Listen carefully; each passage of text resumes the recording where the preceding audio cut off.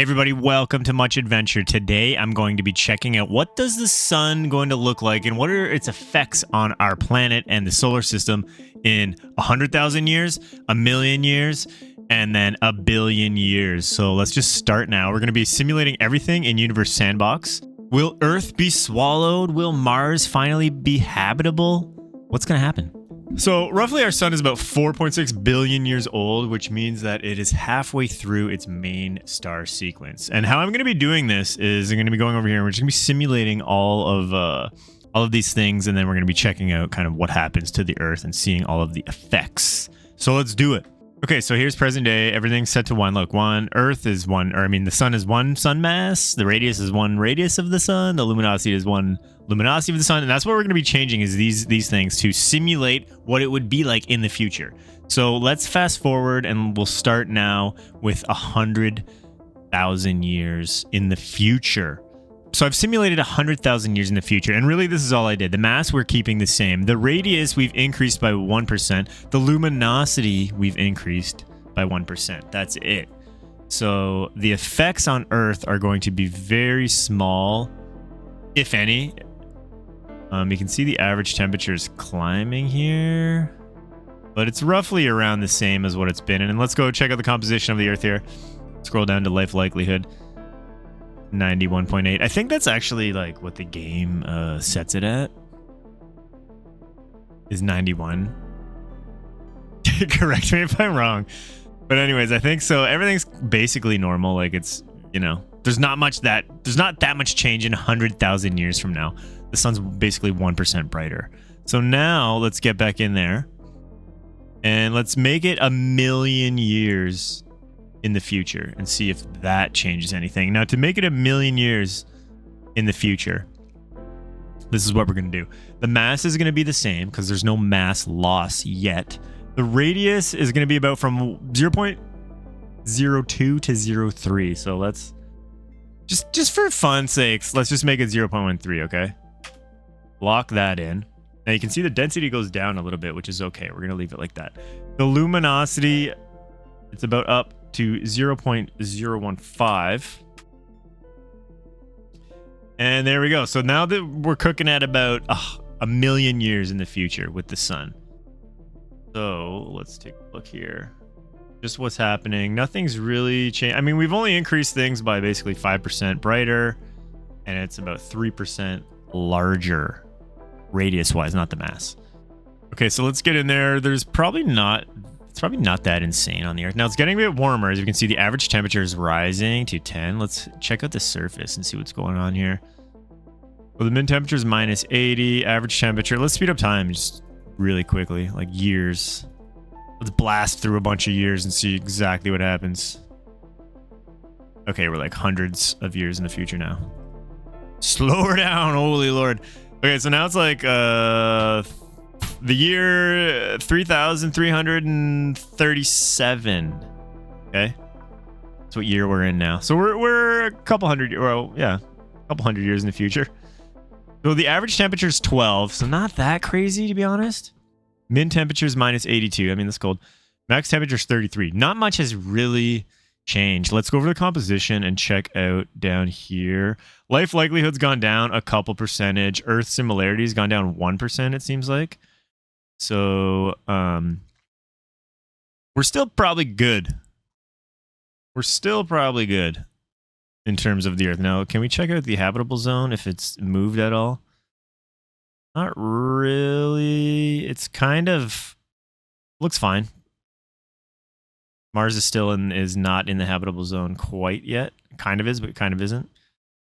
And, just for fun, let's just check out Mercury. These guys got to be just on fire now. They're not melting yet, but eventually they will be. I would only imagine, or just fully engulfed by the sun at that point. Venus has got to be. I mean, yeah, these guys are just still cooking in there. Hundreds of years in the future. Okay, so now let's go to a billion years in the future. Now, a billion years in the future is not really going to. The sun will still be in its main sequence, but it will not. It's just going to be a lot hotter. So this is going to be probably the biggest jump that we've taken, obviously, right? We're going a billion years now. So a billion years, the sun's about 10% brighter. Okay, so I'm just checking my stats here. So we're going to keep the mass at 1. We're going to try 1.1 radius. And I'm not pausing this because I think I did this before and it ends up exploding. You change too many things, it just explodes. So I'm out on that. So we'll do that. Let's see what happens. Don't explode. Thank you. And then the luminosity we're going to change to 1.1. So it's 10% brighter. So let's just make sure I've got this. So a billion years in the future, we got 1.1, 1.1. Okay, everything should be good.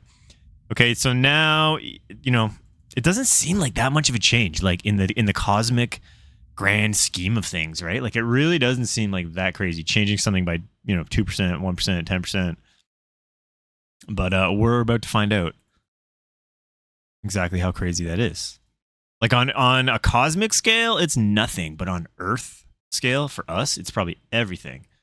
Let's check out the planet. I mean, it looks all right. Let's go to the surface. Average temperature is 20. It's for sure. I can slow it down now. We've passed enough time. Average temperature is 20, so it's getting hotter. The max temperature is 43. That's definitely hotter than it was before. Okay. So it's kind of scorching. I feel like we could still, you know, there would still be life on the planet. Let's check out the habitable zone. Has that changed? Like, is it actually better for Earth now? It's almost like Earth is more in the habitable zone at this point. It's better for the planet. But it's obviously probably not. You know what I mean? So let's go down here and let's check out all this kind of stuff. So the life likelihood, 84%. We're still living at this point, right? If I speed up time, is stuff going to go down? Let's just try. Let's speed it up and watch the stats.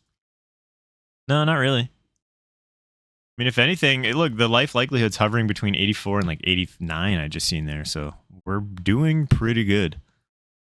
I'm going to turn the habitable zone off.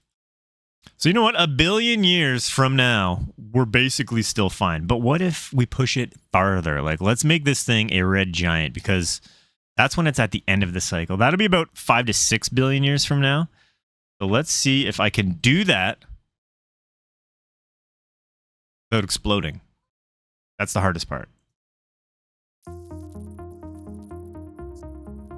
Okay, I've tried a million times to fix this, and I cannot get the sun to go that high without it exploding. If you guys know, please leave in the comments what you think that issue is. But I figured out, you know, why don't we just do this, all right?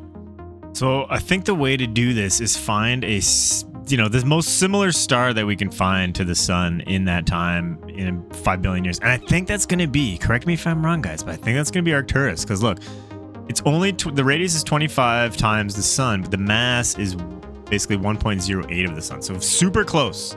I think if we replace the sun with Arcturus, it is going to give us an example of what we're going to see in 5 billion years. So let's do that right now.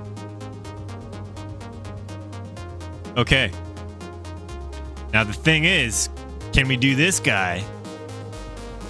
Can we get Arcturus to the 200 radius that we want? Let's try that, right? I think we just got to do a quick times 10, 256. Some people say 200 and some people say 256 for the radius, so let's just do that.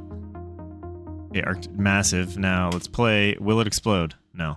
But I'll see the mass. That's what happens. Okay, redo. Okay, we're going to go up a little bit. The mass, go down a little bit. We're going to lock the mass in there, okay? Now let's see what we can do. Will it explode if I just times 10 it right away? No. I think we're good. This is beautiful. Okay. So look, we basically have a radius of what it's supposed to be. The mass is roughly what it's supposed to be, right? 1 sun of mass. Luminosity is supposed to be 3,000 times more, I believe, that we had. So let's get on that. Let's change that to like times 10 that. 2,000 is good enough, right? Okay, it's a little bit brighter now. There we go. There we go. Finally. Now, sad thing is, it's just engulfed everything. Mars has engulfed everything. The Earth is gone. Everything's gone. Now, Mars is right here, but holy Lord, that's got to be hot. Okay, let's unpause. Let's zoom in on Mars. It's got to be coming straight in. Wow. Mars exists, but in a terrifying way. In an absolutely terrifying way. And it looks like it's going to eventually crash into that. You know what? To me, it's insane to think that this star has the same mass as our sun. And yet look at the size difference. That's terrifying. It is. That's truly terrifying. It is.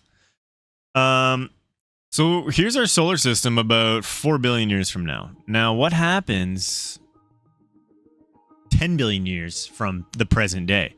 Well, our sun's pretty much going to turn into a white dwarf. Now, what does that look like for our solar system? Let's just keep it as is, because clearly the Earth will be done if this ever becomes, you know, a red giant. The Earth is gone. But let's see what it looks like with a white dwarf. Okay, so let's just try this. Now, I don't know if we're going to explode again, but we're going to try. Okay, we'll try it manually first, and then we'll switch it to a planet. So the mass, we're going to get 0.6. This is where we get into here now, okay? Radius is 1 Earth. There we go. There we go. There we go. We're good now. I still think it's going to explode as soon as I hit play, but anyways.